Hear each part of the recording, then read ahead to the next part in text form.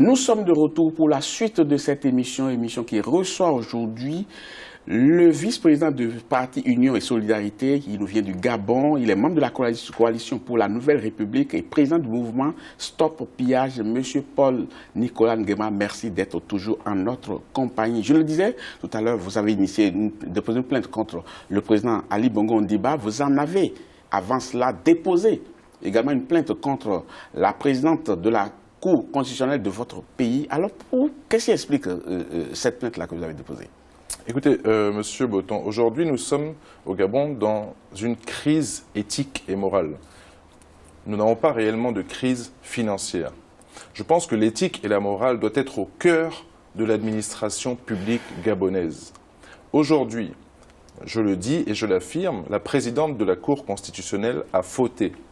Elle doit rendre des comptes aux Gabonais. Elle a fauté par rapport à quoi? Par rapport à des présomptions de détournement de fonds publics, aussi bien au Gabon qu'en France pour du blanchiment d'argent public. Pas plus tard qu'il y a moins de 2 semaines, elle a été entendue pendant plus de 2 heures par les autorités françaises au niveau du parquet financier. Une information a été ouverte contre elle. Je suppose qu'elle sera mise en examen dans le courant de l'année 2018. Pourquoi? Pour connaître la provenance de sa fortune. Nous parlons de montants colossaux. Nous sommes un pays supposément en voie de développement. Nous ne pouvons pas comprendre comment une dame fonctionnaire de son État, si tant est qu'elle soit haute fonctionnaire, puisse avoir une telle fortune. Et quand on parle de fortune, vous envisagez à quel montant? Ah non, je n'ai pas de montant fixe, mais quand je vois le standing de vie, les biens immobiliers qu'elle possède, aussi bien à Libreville qu'à l'étranger. Ça, c'est très subjectif. Oui. Bon, la plainte repose concrètement sur des faits bien précis, en l'occurrence la construction de la nouvelle Cour constitutionnelle. Bien entendu. Nous avons vu que les budgets dans les lois de finances exécutés étaient 3 ou 4 fois supérieurs au coût réel de construction de ce bâtiment-là. De plus, il y a ajouté à cela la location d'un immeuble lui appartenant au quartier dit La Sablière, pour un montant qu'après 2010, elle a revendu à l'État gabonais et que l'État gabonais continue à lui reverser un loyer. Donc c'est totalement scandaleux. Nous avons saisi la commission de lutte contre l'enrichissement illicite, qui bien sûr n'a pas donné de suite, avec un dossier bien étoffé, des preuves à l'appui. Nous avons déposé une plainte au niveau de la Haute Cour de justice, qui jusqu'à présent ne nous a toujours pas donné de suite. De vous à moi, est-ce que vraiment vous espériez quelque chose de cette cour-là en déposant cette plainte? Monsieur Boton, moi j'ai envie de croire. Je crois toujours, j'ai toujours beaucoup d'espoir. Je pense que si nous voulons changer nos habitudes, nos mœurs dans nos pays d'Afrique, il faut y aller, il faut oser. Oui, mais il va falloir faire du réalisme. Les individus n'ont pas changé. Les institutions n'ont pas changé, oui. Vous n'en faites aucunement confiance, mais c'est vers ces institutions-là que vous tournez après. Mais il faut bien des pionniers dans ce genre de procédures-là. Oui. Dès qu'il y a des procédures comme ça intentées sur la scène nationale, c'est pour inciter d'autres personnes à le faire, pour montrer que ces gens ne sont pas au-dessus de la population, qu'ils ont les mêmes responsabilités, les mêmes devoirs pénals et administratifs que n'importe quel Gabonais. Vous dites qu'il va falloir que ces gens-là prennent leurs responsabilités. Ces gens-là, c'est qui? Je commence d'abord par le président de la République, en qui vous ne reconnaissez aucune souveraineté. Arrivé à un moment donné, il va falloir choisir. Ou bien vous faites confiance à celui qui est là, en se disant, bon, nous lui mettons la pression pour qu'il puisse agir, mais il va falloir reconnaître sa légitimité d'abord. Parce que s'il n'est pas légitime, quand ces actes aussi ne sont pas légitimes, imaginez-vous un instant qu'il soit aujourd'hui en train de créer la Haute Cour de justice. Un président illégitime qui crée une institution qui devrait être légitime, l'institution sera nécessairement illégitime aussi. Non, est-ce que vous ne voyez pas la chose sous ce prisme-là? Je vois tout à fait ce que vous voulez dire, sous quel prisme vous le dites. Aujourd'hui, il y a effectivement un président de la République au Gabon. Quoi qu'on en dise, content ou pas content, il s'appelle effectivement Ali Bongo. Je n'ai pas de problème avec ça. Je ne vais pas verser dans le fanatisme. Donc, ces actes sont légitimes, bien entendu, si le président est légitime. Oui, bien sûr, absolument. On est d'accord là-dessus. Oui, bien sûr. Mais Donc, légitime mais contestable. Légitime mais contestable. Il est légitime ou il ne l'est pas. Il n'y a pas de légitimité contestable. Il est légitime ou il n'est pas légitime. Ces actes qu'il pose après sa réélection frauduleuse sont légitimes. Voilà. Mais lui-même, de façon solennelle, pour moi, n'est pas légitime. Mais de façon administrative, c'est lui, dans les faits, qui est le président de la République gabonaise. Je comprends bien. Quand ça vous arrange, il est légitime. Non, pas du tout. Quand ça vous arrange. Mais quand ça vous arrange pas, vous dites non, il n'est pas légitime. Non, aujourd'hui... Parce que vous posez des actes. Aujourd'hui, toutes les administrations sont sous la tutelle du pouvoir en place qui est présidé par Ali Bongo Ondimba. Oui. Je n'ai pas de problème avec ça. Aujourd'hui, je veux demander un passeport, je vais au CEDOC, c'est administré par Ali Bongo Ondimba. Je vais dans une mairie demander un acte de naissance, c'est administré par Ali Bongo Ondimba. Je ne reviens pas là-dessus. Le seul truc, la chose que je dis, c'est que de quelle manière il y est arrivé, pour moi, ce procédé est totalement frauduleux et illégitime. Vous n'avez pas l'impression que le temps passe?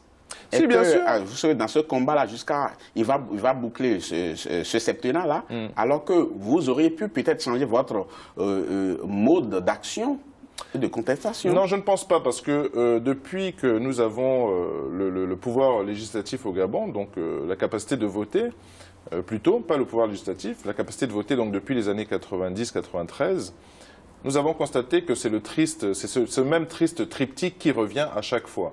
Élection, fraude, discussion. Et ainsi de suite, ça repart toujours pareil. Nous ne pouvons pas repartir dans ce même schéma. Aujourd'hui, les mentalités sont différentes. La jeunesse gabonaise a besoin d'autre chose. On va évoluer dans cette émission. Vous avez créé le mouvement Stop Pillage. Quel est le but de cette organisation que vous avez mise en place? Le but du mouvement, de la création du mouvement Stop Pillage, est tout simplement de dénoncer les dérives gabégiques du pouvoir en place.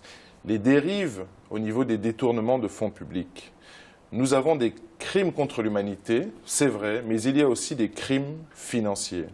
Et les crimes financiers, des fois, peuvent avoir une incidence beaucoup plus dramatique qu'on ne le dit ou qu'on ne le pense. Aujourd'hui, les détournements de fonds publics qui se font au Gabon sont colossaux.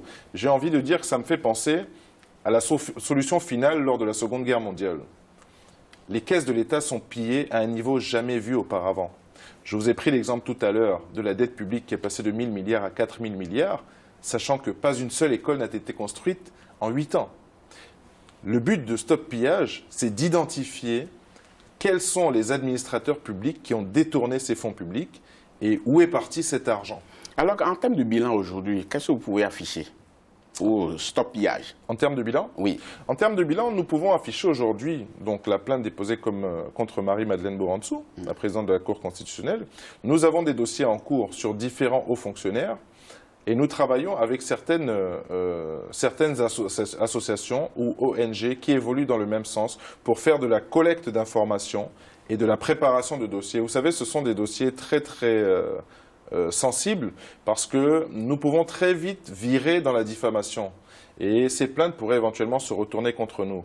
Donc peu importe le temps que ça prend, nous prenons notre temps, mais nous continuerons à dénoncer et à déposer des plaintes lorsque nous aurons des dossiers bien complets. Mais par rapport à l'institution qui est chargée de recevoir quand même ces plaintes-là que vous êtes en train de faire, est-ce que vous ne vous dites pas que vous faites un travail qui ne sera pas pris en compte quand même?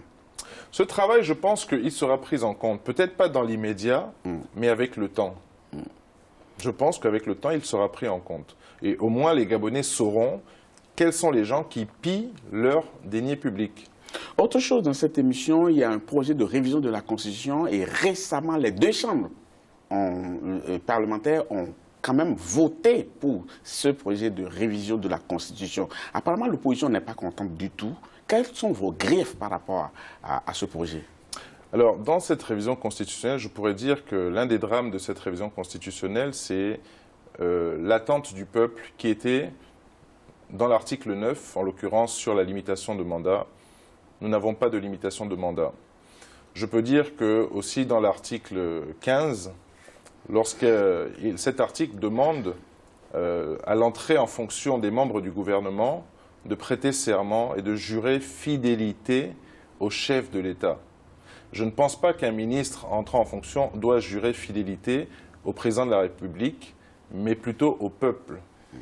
C'est l'un de mes griefs. Il y a aussi l'article 20 qui fait état de la même chose concernant les chefs d'état-major des corps des forces de défense, qui, la même chose, doit prêter serment au chef de l'État. Mais est-ce que vous êtes d'accord avec moi qu'une constitution ne fera jamais l'unanimité? Non, bien sûr, une constitution ne fera jamais l'unanimité. Et ceux qui sont... Parce que la constitution doit refléter quand même les aspirations de la population. Et ceux qui représentent ce peuple-là, cette population-là, c'est les élus. Et c'est les élus qui ont quand même donné un blanc-seing à ce projet-là. Oui, alors, je suis tout à fait d'accord avec vous. Parce que quand on a un projet qui a été voté par 197 députés contre 14 seulement, je crois que c'est un plébiscite. Absolument, c'est un plébiscite, mais c'est un plébiscite, c'est une forfaiture légale, tout simplement. Parce que ces députés sont issus de la dernière législature de 2011 et où l'opposition a boycotté ces élections législatives. Aujourd'hui, ces députés sont illégitimes depuis 2016 que cette élection législative devait se tenir. Peut-être qu'on n'a pas encore les moyens de pouvoir les remplacer à travers une autre élection. Si on est responsable, on ne prend pas la responsabilité de lancer une réforme constitutionnelle dans cet état de fait. On renouvelle l'Assemblée nationale et on va sur une réforme de la Constitution si on le souhaite. Dernier sujet dans cette émission, M. Jean Ping, un de vos leaders, a été frappé d'une interdiction de quitter le territoire gabonais. Apparemment, vous en êtes offusqué. Pourquoi vous en offusquez si c'est une institution en bonne et due forme qui demande à ce qu'il reste à sa disposition et ne quitte pas le territoire gabonais? Alors, pourquoi nous nous en offusquons? Parce que la procédure est totalement irrégulière. Elle n'est pas illégale, mais elle est totalement irrégulière. Aujourd'hui, le secteur judiciaire est en grève depuis pratiquement 1 mois et demi. Nous avons une juge d'instruction qui se lève de son bon vouloir pour convoquer le président Jean Ping le mercredi 17 janvier, pour l'entendre, l'auditionner en tant que témoin. Et sa convocation, elle est déposée le 12 janvier chez M. Jean Ping. Ce même 12 janvier, Jean Ping est frappé d'une interdiction de quitter le territoire par cette même juge d'instruction. Nous trouvons cette situation totalement incongrue et incorrecte, car il y a toujours ce qu'on appelle la présomption d'innocence. Je ne comprends pas pourquoi le président Jean Ping est frappé de cette interdiction, sachant qu'il n'est inculpé de rien du tout. Alors, nous disons, soit on est fonctionnaire, soit on fait de la politique. Que cette juge d'instruction prenne ses responsabilités. Si elle ne s'en sent pas bien dans la fonction publique, qu'elle aille tout simplement s'inscrire... Est-ce que vous n'allez pas trop vite en besogne en vous attaquant au juge? Non, pas du tout. Les faits sont avérés. Aujourd'hui, nous avons fait appel de cette décision. Le dossier est en cours d'appel. Nous verrons ce que ça donnera. Mais tout juriste... À la cour d'appel, vous avez confiance? Écoutez, nous n'avons pas le choix. Nous devons forcément travailler avec eux. Nous sommes dans un pays, nous sommes dans une république. Même si nous n'avons pas confiance, les faits sont là. Jean Ping n'est pas inculpé, aucune interdiction de quitter le territoire ne doit lui être collée sur le dos.